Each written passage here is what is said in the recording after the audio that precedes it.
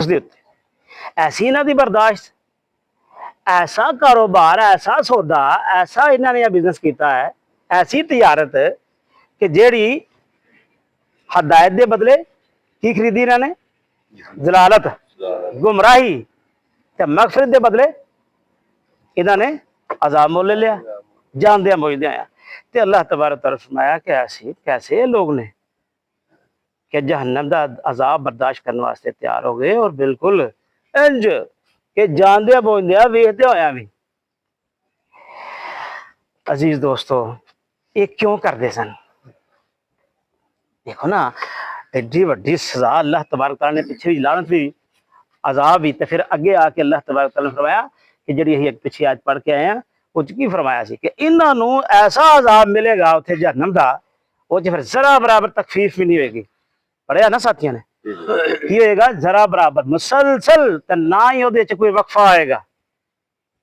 ऐसी सजा जिसे वक्फा भी नहीं आएगा तो हल्की भी नहीं होएगी। ऐसी सजा हक छुपाउण दा, हक नूं छुपाउण दा, हदायत जिहड़ी आई अल्लाह तबारक तआला की तरफों उन्होंने छुपाउण दी सजा इस कदर है। गोया असीं उस दिन गौर किया इस दे उत्ते अल्लाह तबारक तआला दी आयत ते कि हक नूं छुपाउण दी एड्डी सख्त सजा है, इन्नी सख्त सजा है। इन्हूं कहंदे ने शहादत हक। जिस वक्त हक का वक्त आ जाए, गल करन दा वक्त आ जाए, तो फिर उन्होंने करना चाहिए है।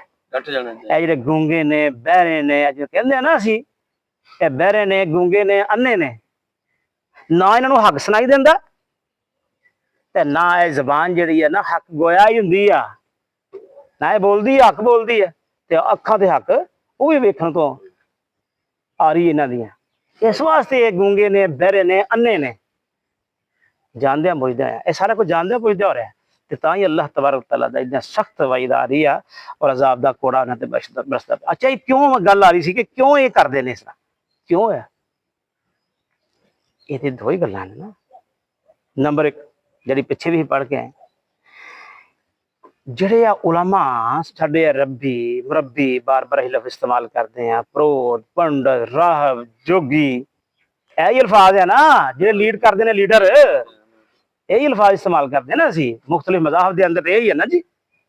मुफ्ती ये भी ला लो नाल, शेख मशाइख, जो तुम मैं दसो कि ये उन्होंने पता हो कि हक की आ, हदायत की आ, अल्लाह का पैगाम की आ, तो अपनी कौम नूं उस अंधेरियां च रखन और उन्होंने उत्ते रोशनी ना दसन कि रोशनी आए दे अंदर तुसीं इस एक्सैप्ट करोगे तो सीधे रस्ते ते तुसीं चलन लग पोगे, जिहड़ा फलाह दा रस्ता है।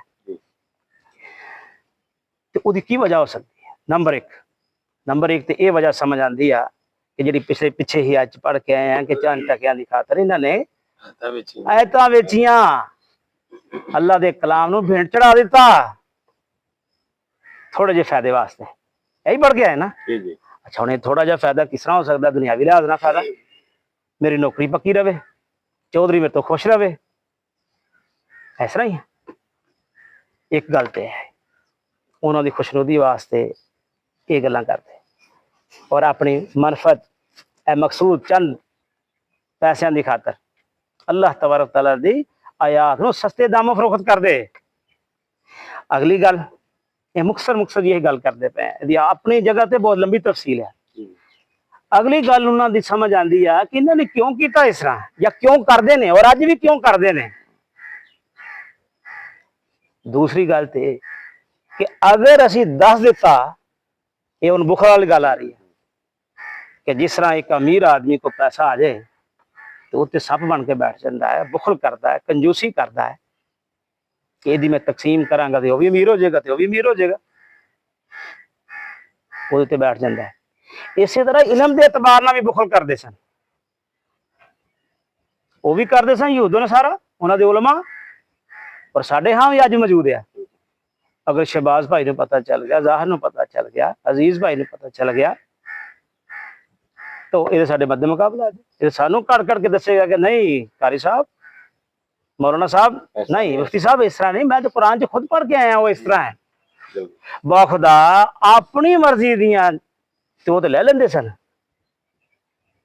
ते जिहड़ियां उन्होंने महसूस होंदा है कि साडे खिलाफ जांदियां ने जो ही इन्होंने नहीं दसियां छुपाई उन्होंने छुपाते सन। यही अल्लाह तबारक तआला नूं गुस्सा आया और अल्लाह तबारक तआला सख्त वईद आई कि तुसीं मिठा मिठा ते हप हप कड़वा कड़वा थू थू इसदे मुस्ताक काम करदे जे जालमो तुसीं इन्ना जुल्म कीता। अल्लाह तबारक तआला ने एक गल जिहड़ी सी बहुत नागवार गुजरी और अल्लाह तबारक तआला ने इन्हां दे उत्ते अपना गजब नाज़िल किया और क्या कि फिर तुहानूं सख्त तरीन सज़ा मिलेगी। तो सज़ा की ऐसी जी तकफीफ भी नहीं होगी मसलसल जी पढ़ के जिसे जहन्नम का अजाब बर्दाश्त करने थे। अच्छा बड़ा हौसला तुहाडा। ये मुखसर जी गल की थी। अगली आयत च फरमाया ये सब कुछ इस वजह से हुआ कि अल्लाह ने तो ठीक ठीक हक के मुताबिक किताब नाजिल की थी मगर जिन लोगों ने किताब में इख्तलाफ नहीं किया